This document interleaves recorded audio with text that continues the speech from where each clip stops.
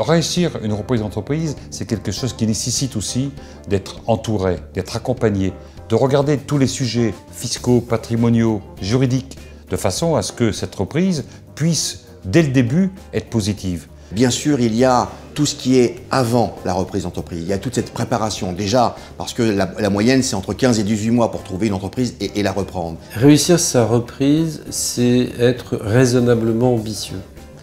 Ne pas perdre de vue que plus de 90% des entreprises françaises sont des entreprises de moins de 20 salariés et que même près de 85% ont moins de 10 salariés. Donc mieux vaut chercher ce qui existe que définitivement perdre son temps à chercher ce qui n'existe pas. Beaucoup de repreneurs partent dans une logique de réussir à tout prix, d'acquérir à tout prix. Pour eux, le succès, c'est la signature, l'acquisition. Non, ça sera demain le succès. Et pour cela, il faut bien connaître l'entreprise que l'on rachète et il faut laisser de temps en temps ses fantasmes de côté, ses envies, avoir une analyse froide de la situation et parfaitement éclairé, décider si l'on acquiert ou l'on n'acquiert pas. C'est absolument fondamental de pouvoir se poser les bonnes questions, d'être accompagné, toujours accompagné, parce que le jour de la reprise de l'entreprise, ça n'est que le début. C'est tout un chemin qu'il faut parcourir. C'est un investissement personnel, très important. Quand on reprend une entreprise, c'est un investissement pour apporter des nouvelles idées, sans remettre en cause les acquis, les fondamentaux de l'entreprise. C'est souvent l'aspect patrimonial qui nous préoccupe.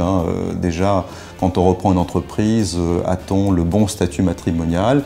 Il faut se poser la question tout de suite d'entrée. Et au départ, un des points essentiels aussi, c'est là où nous sommes, je crois, très utiles dans ces opérations, c'est la bonne évaluation. Combien vaut le projet et qu'est-ce qu'il peut valoir par rapport à l'apport éventuel du repreneur? Il faut bien financer suffisamment de fonds propres, les dettes à moyen et long terme, ne pas se retrouver tout de suite avec des problèmes de trésorerie. Acheter 10 entreprises de 3 salariés, ça fait une entreprise de 30 salariés. Chercher une entreprise de 30, c'est très compliqué. Il y a également tout l'aspect protection de l'entrepreneur individuel, et donc le statut d'un choix social, le statut par exemple pour un entrepreneur individuel d'une EIRL, voire d'une déclaration d'insaisissabilité, et puis bien sûr tout le panel des différentes structures sociales qui s'offrent à nous. Pour le repreneur, il faut qu'il s'imagine être à la place du cédant, trouver l'entreprise qui lui convient, où il puisse s'investir, rentrer, qui puisse lui convenir, et où il puisse apporter quelque chose. Il ne s'agit pas de faire du copier-coller, de la continuité, il s'agit de pouvoir poursuivre l'activité en apportant un plus.